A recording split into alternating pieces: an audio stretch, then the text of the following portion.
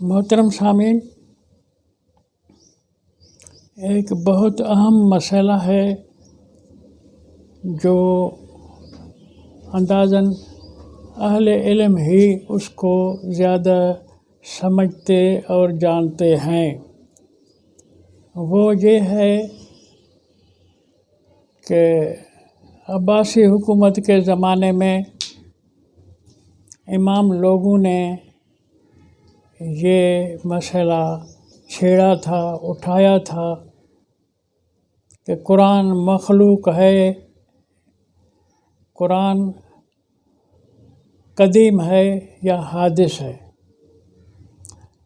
قرآن اللہ کی طرح قدیم ہے، یہ امامی نظریہ تھا، جس نظریے کے اوپر زیادہ شہرت شدت امام احمد بن حنبل کی ہوئی، ویسے ابو حنیفہ بھی اس کے ساتھ ہم خیال تھا۔ اور دوسری طرف خلیفہ مامون رشید وہ اس شدت میں تھا کہ قرآن حادث ہے، قدیم نہیں ہے۔ ان دو، ایک علمی طاقت، ایک سیاسی طاقت۔ مامون رشید سیاسی حکمران تھا، اس کا ایک نظریہ تھا، اور امام لوگ یہ علمی یعنی اس وقت کے نمائندے تھے۔ دونوں کا ایک دوسرے کے خلاف نظریہ اور شدت اتنی کہ کئی لوگ امام جیلوں میں پڑے، کوڑے مارے گئے، سزائیں دی گئی کہ تم غلط کہتے ہو، قرآن قدیم نہیں ہے، حادث ہے۔ مامون رشید سزائیں دیتا تھا۔ میں اس سارے کھیل کو نورا کشتی قرار دیتا ہوں۔ یہ ڈھکوسلا ہے، چال بازی ہے، مسلم امت کو یا دنیا کے لوگوں کو بے وقوف بنانے کی ایک چال ہے۔ اس کا ایک پس منظر یہ ہے کہ رب تعالیٰ نے فرمایا کہ کنتم خیر امت اخرجت للناس تأمرون بالمعروف وتنہون عن المنکر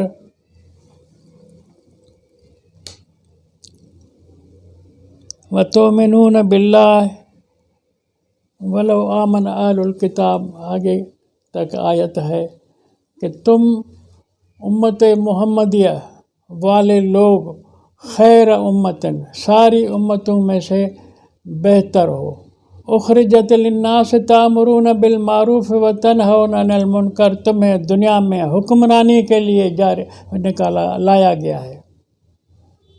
اب یہ بات قرآن نے جناب خاتم الانبیاء علیہ السلام کے امت کے شان میں فرمائی۔ سورۃ آل عمران کی یہ آیت ہے 110 نمبر۔ اور اس اللہ تعالیٰ کے ہدف اور ٹارگیٹ کو، امت کے آئندہ منصب کو جناب رسول علیہ السلام نے ثابت کر کے دکھایا، اور وہ واقعی دنیا کے اوپر چھا گئے۔ جو قرآن حکیم میں ہے کہ یا ایھا المدثر قم فانذر، مدثر کی معنی ہے چھا جانے والا۔ یہ معنی جو مترجمین لوگوں نے، میں ان کے شان میں کوئی زیادتی کے الفاظ نہیں بولنا چاہتا، انہوں نے غلط معنی مشہور کیا ہے کہ چادر لپیٹ کر، چادر اوڑھ کر، لحاف اوڑھ کر سو جانے والے، یہ غلط معنی ہے۔ مدثر معنی ہے اے محمد تو اپنے پیغام رسالت کے ذریعے دنیا پر چھا جائے گا، تو چھا جانے والا ہے۔ اس لیے چھا جانے والے کے لیے قم فانذر، اٹھو بیٹھو مت، ڈراؤ لوگوں کو، وہ ایک جدا موضوع بحث ہے۔ اور نبی علیہ السلام نے ایسے کر کے دکھایا، ساری دنیا پر اسلام کا غلبہ ہوا جناب رسول کی زندگی میں، کیونکہ قرآن نے اسے کہا تھا کہ تنزل الملائکۃ والروح فیہا بإذن ربہم من کل امر۔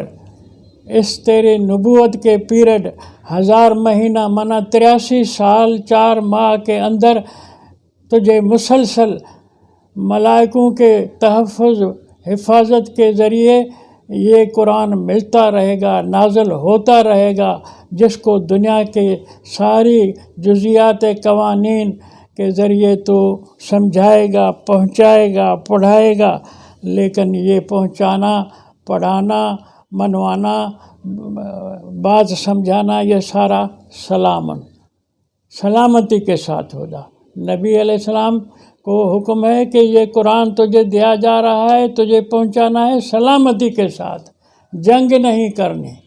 جو جنگیں ہیں میں نے بتا دیا، قرآن میں ان کا ذکر ہے، وہ جنگیں اسلام کے پھیلانے کے لیے نہیں تھی، وہ مکے سے نبی کو بے دخل کیا گیا تھا۔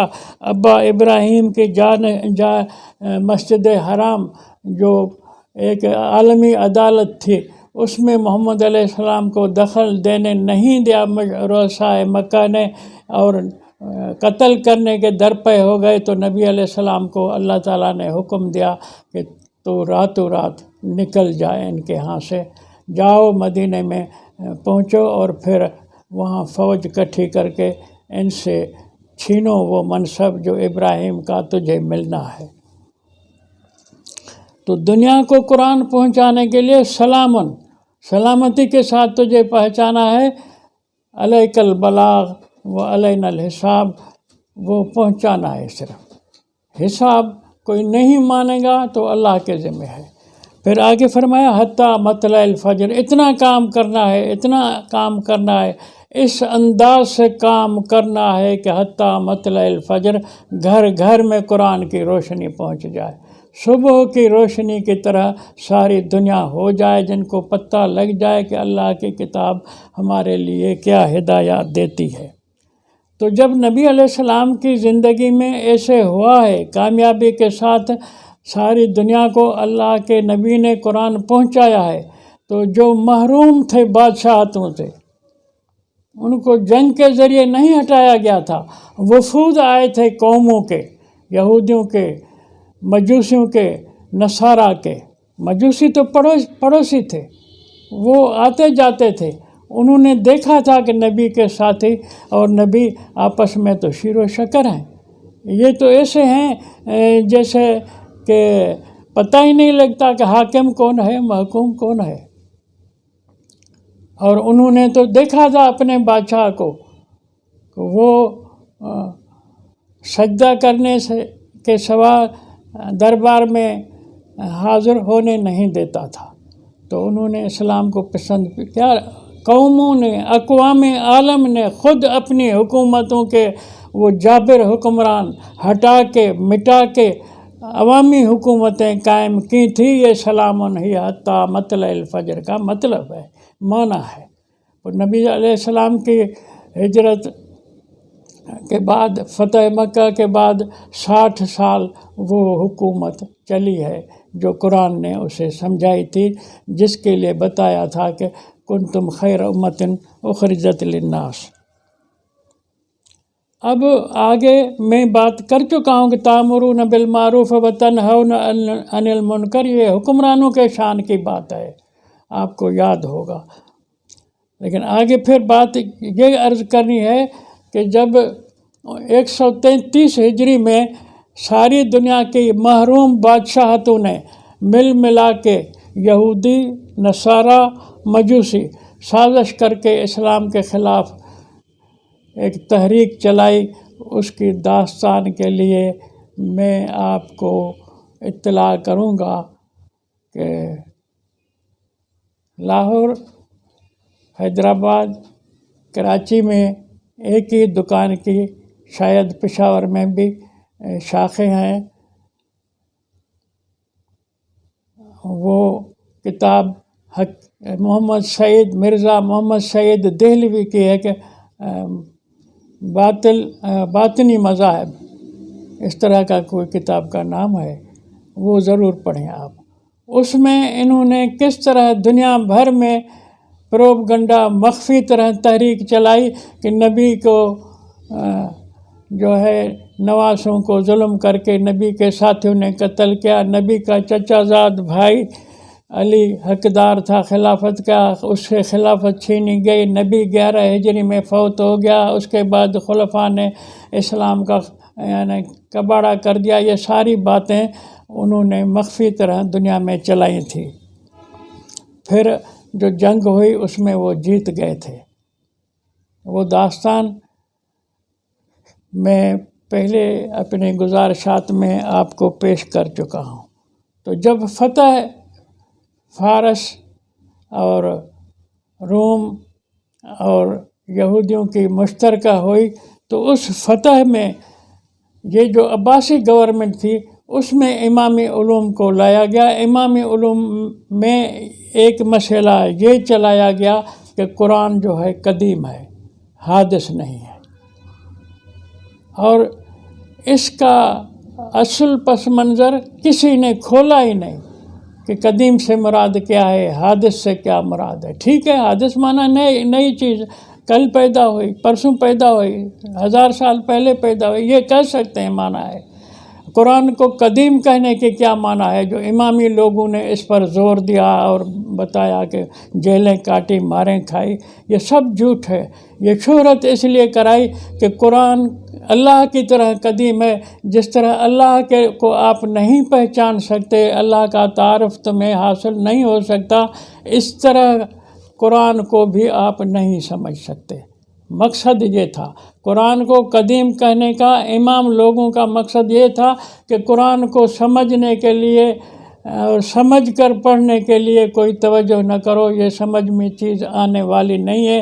جیسے کہ خدا اول آخر ہے اس طرح قرآن بھی اول آخر ہے، اور اس کے کنہ تک، اس کی انتہا تک تم نہیں پہنچ سکو گے. یہ ڈھکوسلا تھا کہ لوگ قرآن نہ پڑھیں. اور جیسے ہی عباسیوں کی فتح ہوئی اور نبی علیہ السلام کے ساتھیوں کی، خلفاء کی شکست ہوئی، جن کو یہ گالی کے حساب سے بنو امیہ کہتے ہیں، وہ بنو امیہ نہیں تھے، وہ نبی کے انقلابی ساتھی تھے جن کی گورنمنٹ 133 ہجری تک چلی تھی.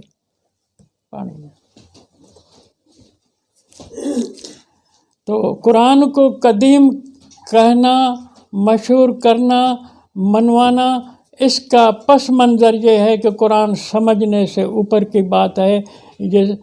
یہ بغیر سمجھے پڑھنے کی بات ہے، مردوں کو ایصال ثواب کی بات ہے. آج تک قرآن پر تالے چڑھے ہوئے ہیں کہ ان کو مردوں کے روح کو ایصال ثواب کی خاطر پڑھو. یہ سمجھنے اور ہدایت دینے والی کتاب نہیں ہے. کیوں نہیں ہے؟ اس میں نماز ہی نہیں ہے، اس میں حج کا تفصیل نہیں ہے. یہ ساری خرافات. نماز اسلام میں نہیں ہے تو تمہیں کس نے کہا کہ مجوسیوں کی نماز کو تم دین کا حصہ قرار دو، قرآن کا حصہ قرار دو؟ قرآن نے نہیں کہا تو ہے ہی نہیں. خدا کو تمہارے سجدوں کا محتاج ہے. تو بہرحال میں اس بات پہ آپ کی خدمت میں کچھ تفصیلی بات کرنا چاہتا ہوں کہ قرآن خود کیا کہتا ہے اپنے لیے.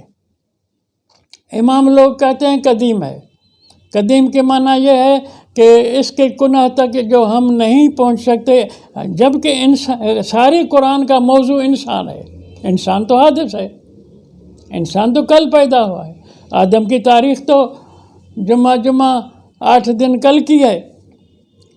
نوح سے پہلے آدم کا عرصہ بیچ کا لوگوں نے 1000 سال تو لکھا ہے، لیکن میں اسے بہت کم سمجھتا ہوں. میں اندازاً نوح اور آدم اول کے بیچ کا حصہ جو ہے 50 سال سمجھتا ہوں، کیونکہ قرآن نے کہا ہے کہ ہم جب تک اپنا پیغام کسی کو ہدایت کا نہیں پہنچا دے، گمراہی کی سزا اس کو نہیں دیتے. تو اگر 1000 سال بغیر نبوت کے عرصہ رہے تو پھر 1000 سال کے عرصے کے لوگ جتنے بھی ہوں گے گویا ان کو سزا ہی نہیں ملے گی، ان کے گناہوں کی باز پرس ان سے نہیں ہوگی. پھر تو یہ ہوگا. نوح اگر رسالت نوح کا سلسلہ قرآن کے حساب سے 950 سال ہے، تو 1000 سال میں سے 50 سال جو کم ہوتے ہیں وہ آدم اول اور نوح کے بیچ کا عرصہ ہے۔ یہ ایک جدا مستقل موضوع ہے، اس پر انشاءاللہ کبھی آپ کے ساتھ بات ہوگی۔ تو بہرحال نوح علیہ السلام سے لے کر محمد علیہ السلام تک، آخری نبی تک ہدایت کا سلسلہ انسانوں کی طرف آتا رہا ہے اور ملتا رہا ہے۔ وہ آج قرآن کی شکل میں سارے انبیاء کی تعلیم ایک خلاصے کی شکل میں آپ کے ہمارے سامنے موجود ہے۔ اور یہ قرآن چونکہ موضوع اس کا انسان ہے، انسان حادث ہے، انسان کل پیدا ہوا ہے، انسان کے پیدا ہونے کی تاریخ وہ تم سب لوگ جانتے ہو کہ آدم سے آج تک انسان کیسے پیدا ہوا، کتنے عرصے میں کیا کیا ہوا، سب جانتے ہو۔ تو اس کو قدیم کہنے سے مقصد یہ ہے کہ لوگوں کو قرآن سمجھنے سے روکا جائے، قرآن پڑھنے سے روکا جائے، قرآن پر غور کرنے سے روکا جائے۔ بہرحال قرآن حادث ہے۔ قرآن یہ بات اپنی خود سمجھاتا ہے کہ قرآن حادث ہے۔ آپ قرآن سے پوچھ کر دیکھیں، قرآن امام ناطق ہے، قرآن کتاب ناطق ہے، قرآن باتیں کرنے والی کتاب ہے۔ قرآن نے یہ بات کہ حادث ہے آپ کو سورۃ انبیاء کی آیت نمبر 2 میں بتایا۔ قرآن نے اقترب للناس حسابهم وهم فی غفلۃ معرضون، لوگوں پر قیامت کا دن قریب آ چکا ہے، احتساب کا دن قریب آ چکا ہے اور یہ غفلت میں ہیں، ان کو پتہ ہی نہیں ہے، پرواہ ہی نہیں ہے، اپنے موج مستیوں میں گم ہیں، منہ موڑے ہوئے ہیں قرآن کے دعوت سے، پکار سے، اپیل سے۔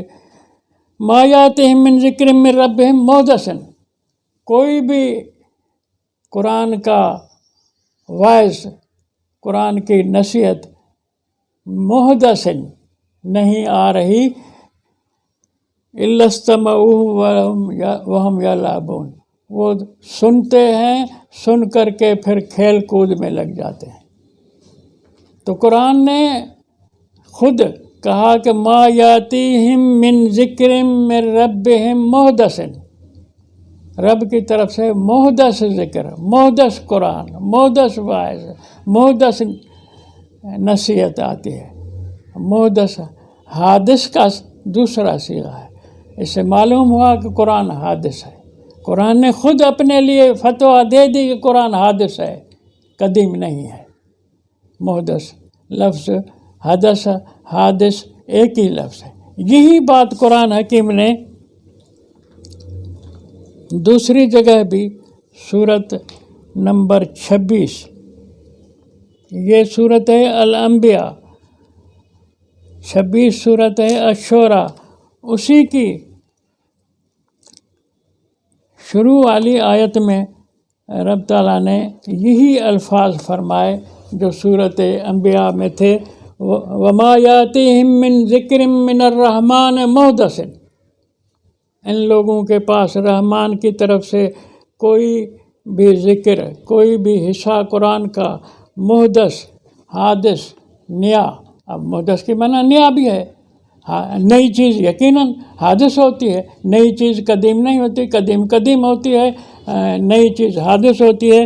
الا کانوا عنہ معرضین، لوگوں کا حال یہ ہے کہ قرآن محدث، قرآن حادث، نیا قرآن آتا ہے تو وہ منہ موڑے ہوئے ہوتے ہیں۔ اب قرآن نے خود اپنے لیے محدث کہا، نیا کہا، پھر بھی امام لوگ کہتے ہیں کہ قدیم ہے۔ اب بتاؤ کہ یہ امام قرآن کے دشمن ہوئے یا نہیں ہوئے؟ رب تعالیٰ قرآن کے لیے کہے کہ میں نے یہ محدث قرآن، نیا قرآن، جدید قرآن، جدید نصیحتوں کی یعنی یہ کتاب بھیجی، اور یہ کہتے ہیں کہ جدید نہیں ہے، قدیم ہے اللہ کی طرح۔ قدیم کے معنی یہ ہے کہ ہمارا علم اتنا نہیں ہے کہ آدم سے پرلی طرف کے دور کو سوچ سکیں۔ یہ اماموں کے گمراہ ہونے، اماموں کے قرآن دشمن ہونے کے ثبوت آپ کی خدمت میں آ چکے، اور یہ مشہور علم تھا. اور وہ جو مامون رشید تھا، ہارون رشید کا بیٹا، وہ جو اس کی بیوی فارسی تھی، اس کے وطن سے پیدا ہوا تھا. یہ تو سارے کے سارے مجوسی تھے. چاہے اس کا دادا صفا ہو، جنہوں نے بڑا قتل عام کیا تھا مسلم اسلامی حکومت کے پہلے کے یعنی خلفاء کے اندر. لوگوں کو تو مارا تھا، لیکن ایک علم کا بھی بڑا آپریشن کیا. علم جلایا گیا، دریا میں بہایا گیا.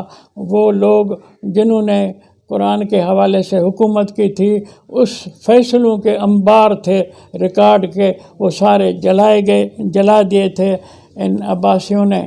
اور پھر ان کے اماموں نے آ کے یہ کام کیا کہ حدیثوں کے ذریعے یہ اسلام جس سے ہم غلامی میں بھگت رہے ہیں، جب سے قرآن کو تالے پڑے. اچھا دیکھیں آپ، غور کی بات ہے، قرآن کی یہ دو باتیں میں نے آپ کے سورۃ انبیاء اور سورۃ شعراء کی آیات سے کہ ما یاتیہم من ذکر من الرحمن محدث، قرآن کو قرآن نے خود بتایا کہ یہ حادث ہے. یہ باتیں کی، پھر بھی امام کتنی ڈھٹائی سے، کتنی بے حیائی سے کہہ رہے ہیں کہ یہ قدیم ہے.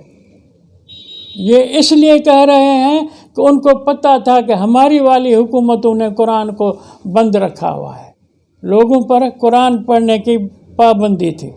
نہیں تو اب ہم مثال اندازاً 1300 سال 1400 سال گزر چکے ہیں، ہم قرآن سے یہ آیتیں پڑھ رہے ہیں کہ سورۃ انبیاء میں اللہ نے یہ فرمایا کہ قرآن حادث ہے، سورۃ شعراء میں اللہ نے یہ فرمایا کہ قرآن حادث ہے. اس دور میں یہ سارے امام قرآن کے حادث ہونے کا انکار کر کے قدیم کہہ رہے تھے. ان کو پتہ تھا کہ گورنمنٹ نے قرآن کو گم کر دیا ہے، اس لیے وہ یہ ایسی کھلی بے حیائی کی جاہلانہ بات کر رہے تھے. تو یہ سارے امام بتاؤ کہ کس طرح مسلمان ہو سکتے ہیں، مسلم ہو سکتے ہیں، اور ان کو خبر نہیں کس انداز سے امت میں ہمارے مولوی جو واعظی لوگ ہیں یا مدرسوں کے استاد ہیں آسمان پر پہنچائے بیٹھے ہیں. ان سارے اماموں کے لیے میں چیلنج دیتا رہا ہوں، ان کے فقہ کی کتابیں، ان کی روایات کی لاکھوں حدیثوں میں سے ایک بھی حدیث پیش کی جائے جس میں انہوں نے اس حدیث سے پہلے قرآن کی آیت لکھی ہو، پھر کہا ہو کہ اس آیت کا تفسیر اس حدیث میں نبی نے یوں فرمایا، یہ دکھا ہی نہیں سکتے. قرآن ایسا لاجواب کتاب ہے جو اس کی تفسیر باطل کا نمائندہ کر ہی نہیں سکتا اپنے بطلان کو ثابت کرنے کے لیے. جو بھی حدیثیں ہیں بغیر تفسیر قرآن کے ہیں، بغیر آیات قرآن کے ہیں. آیات قرآن پڑھی نہیں گئی، لکھی نہیں گئی، ان کے ذیل میں یہ جو حدیثیں لکھ دیتے ہیں، کیونکہ آیت تو ان کو اتنا گلا گھونٹ کے رکھ دے گی کہ وہ اپنے بد باطنی والی تعبیر حدیث کے نام سے، حدیث کے بہانے سے آیت کے ذیل میں کھول نہیں سکتے. آیت ان کا گلا دبا دے گی. یہ بہت بڑی بات ہے. علمی حوالے سے سوچنے والے لوگ اس پر غور کریں.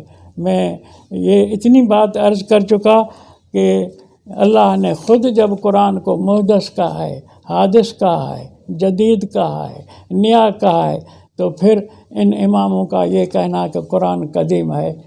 میں نے کہا ابو حنیفہ کو انہوں نے امام اعظم کا لقب دیا گیا ہے. اس سے لے کر سارے احمد بن حنبل، پھر ان کا کشکول بنائے بیٹھا ہے حدیثوں کا. سب کا نظریہ تھا کہ قرآن جو ہے حادث ہے. ان اماموں کا نظریہ تھا کہ قرآن قدیم ہے، اور گورنمنٹ کا نظریہ تھا کہ قرآن حادث ہے. وہ تو ایک بچہ بھی سمجھتا ہے کہ موسیٰ کی جنگ ہوئی فرعون کے ساتھ، یوسف بادشاہ بنا، بھائیوں کے کنویں میں ڈالنے کے بعد تاجروں کے ہتھے چڑھ گیا، بازار میں بیچا گیا، جیل میں عورتوں نے ڈلوایا. یہ سارے کسے حادث نہیں تو اور کیا ہے؟ قدیم کیسے ہو سکتے ہیں؟ ابراہیم کے ابا سے جنگ ہوئی، ابراہیم کی وقت کے بادشاہ کے ساتھ جنگ ہوئی، نوح کی اپنے دور کے جاگیرداروں سے جنگ، یہ سب حادث باتیں ہیں، قدیم ہیں ہی نہیں، ہر ایک سمجھ سکتا ہے۔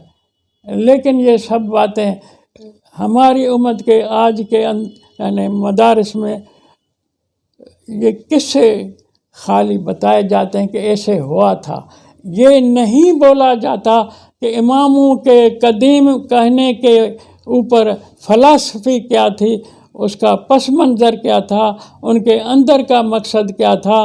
حادث اور جدید سے یہ قدیم سے فرق بتانے کے لیے مولوی چپ ہیں، بات پڑھاتے ہیں لیکن یہ نہیں بولتے کہ یہ کیوں، کیونکہ یہ لوگ بھی اگر قرآن کو چھیڑتے ہیں تو قرآن کھل کر کے ان کو بتاتا ہے کہ تم جو سارا علم پڑھا رہے ہو یہ جھوٹا ہے۔ اور ہمارے ملک میں خالی پاکستان کی بات نہیں کر، امت مسلمہ میں وہ ان اماموں کے علوم پڑھائے جاتے ہیں، اس لیے پڑھائے جاتے ہیں کہ امت مسلمہ کو غلام رکھنے میں ان کو امامی علوم کام آتے ہیں۔